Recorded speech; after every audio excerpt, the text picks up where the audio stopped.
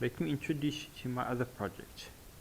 This airframe you see here, it's a Sky Ranger Vmax. The aircraft is basically a tube with covering over it type of aircraft, very similar to the way most microlights are built. It's a project my brother and myself picked up almost a year ago. We actually flew it back in the days, about 4 years ago or something. And the history behind this aircraft is we flew it in the flight school that we were in, first training through. And the flight school upgraded the aircraft and sold this one off. It was bought by a youngster who carelessly flew it to one of our neighboring airports on his trip back home. Left it overnight outside one of the hangars, not tying the aircraft down. Next morning there was quite a strong wind, as we have in our coastal towns here in South Africa, and the wind blew the aircraft upside down. From the back it lifted it up, it flopped it right over the nose. So we have started rebuilding it. It's not just a rebuild we're doing a bit of an upgrade. The aircraft's engine, as you can see here, it's a Jabiru 2.2, 2200 as they call it. Nice little 85 horsepower unit. This is the Gen 2 version. I believe the latest ones are the Gen 4, and they look a little bit different. It's not a bad engine. I know there's some people who have a lot to say about it, but depending on what you're using it for, and we will just use it for fun flying. We're not using it for long distance cruising. We're just weekend warriors, as you would call it. We enjoy flying. This engine fortunately has had all the latest upgrades done by Jabiru. It was completely rebuilt about, I think it was about 50 hours ago or something. Crankshaft was replaced, all the through bolts have been replaced. Apparently the prop flange has been upgraded to the new version, cylinder head bolts have been upgraded, so it's had all the latest upgrades. As we go through to the cockpit, this has completely been rebuilt by myself. Here's the old one that used to be in there. As you can see, it was flat and it looked like a bus. Had all the same gauges in it basically. That big hole you see at the end there used to be for the radio, and the big square ones were for old digital gauges, which did their job. It just took a lot of space. This used to be the old top panel that used to sit on there. Once again, very flat. Looks like a bus. The box you see was where the GPS was mounted. So this has completely been redone. The whole top has been redone. These covers come on top here as inspection covers. They close off like that, giving a nice modern look. It's got the basic gauges: airspeed, vertical climb speed, altimeter. Got all the normal switches.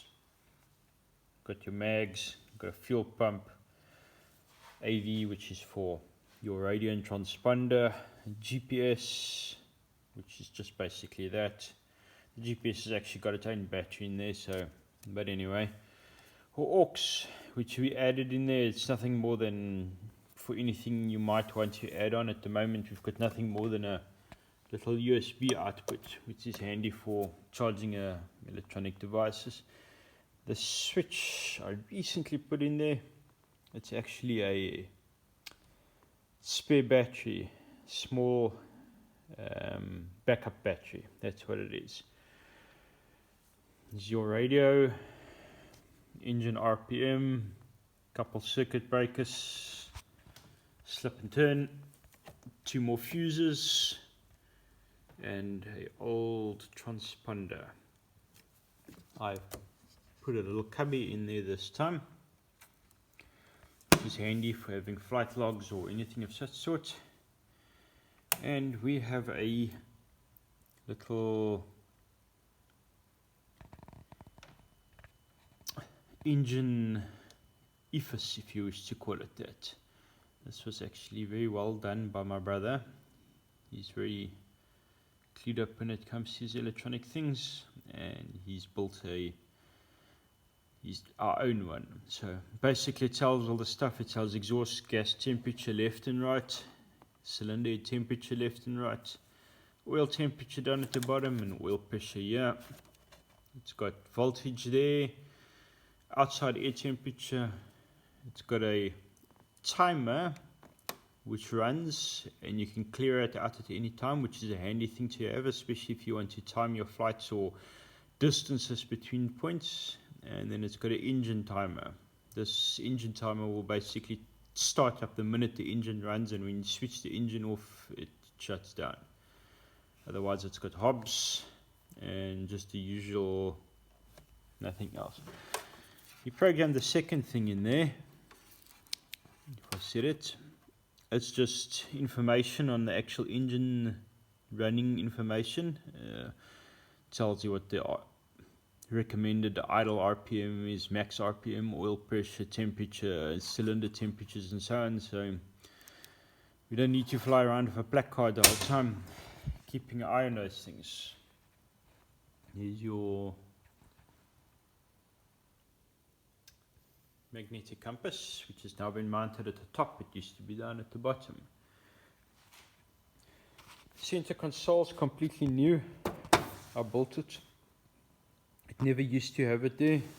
It's not necessary to have it there, but it just creates a little bit more modernness to it. Very odd, unusual throttle levers. Not my choice, but we're leaving it there for now. It's a bit cumbersome when you climb in it. Obviously that's full throttle and that's idle. And if you climb in and out your airplane, there's a tendency you can bump it with your knees, which isn't good. So don't climb in it when the engine's running. We have your choke at the bottom and carb eat, normal things. So in the process of rebuilding it, all these little bolts here, we've replaced a lot of them. These are just temporary bolts. They're not doing anything other than just keeping the frame together. I have all the new bolts as well as some of the old bolts that I saw fit to use. I've sent them all in for plating.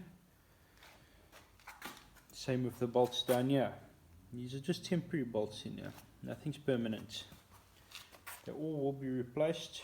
Recommended by my AP that's inspecting our aircraft for us. Removed all those bolts. They picked up surface rust and so on as we get in the coastal areas.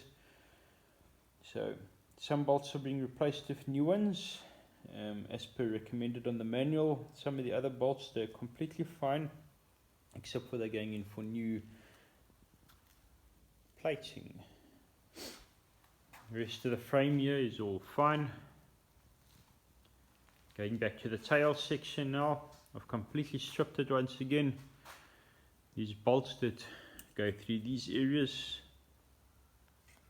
a lot of little surface rust in it. They're being replaced or replated accordingly. Same with this.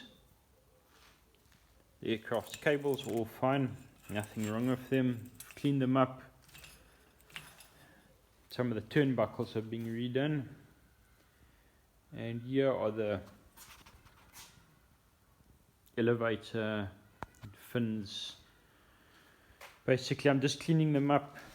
There's a little bit of corrosion here and there on the aluminium that gets sanded off and then also gets treated with a special chemical. Corrosion on aluminium doesn't do like rust on steel apparently. Steel, when it rusts, the rust happens on the surface that you can see, so you can sand it off very easily. Corrosion on aluminium is a lot more complicated. It's almost like wood with grain. and that corrosion rot travels into the grain.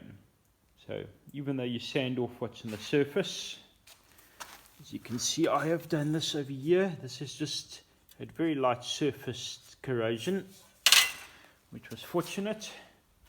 But then you get other parts like these tube I'm going to show you now. Yeah,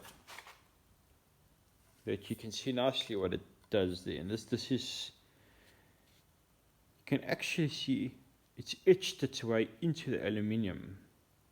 So this gets treated with a very special acid. The acid actually follows the little paths that the corrosion takes. It's into it, it removes it. You can't just sand it away, because then the corrosion stays in the pipe, and once again it'll just start off corroding again as it's never been cleared out properly. The tubes, this one is not really a very important piece of pipe. It's nothing more that just holds one of the fabric coverings in its place. So it's not a structural pole or anything, so it's not necessary to replace. Also, according to my AP, depending on how deep this corrosion goes, it's not allowed to be more than, I stand under correction, but the corrosion is not allowed to go more than 1/10 of the actual wall thickness into the piping. It's the air box right there. Got an air filter in there. The one pipe runs from the air box into the carb. You've got two other ones. This one will just run to the engine cowling where it will get fresh air. This one runs up to the exhaust and basically just sucks in the hot air from the exhaust manifold. In this case, the silencer box there, giving carb heat. Very simple and effective way of doing it. Anyway, like I said, that's it for now. Nothing else to show you at the moment. So yeah, cheers for now.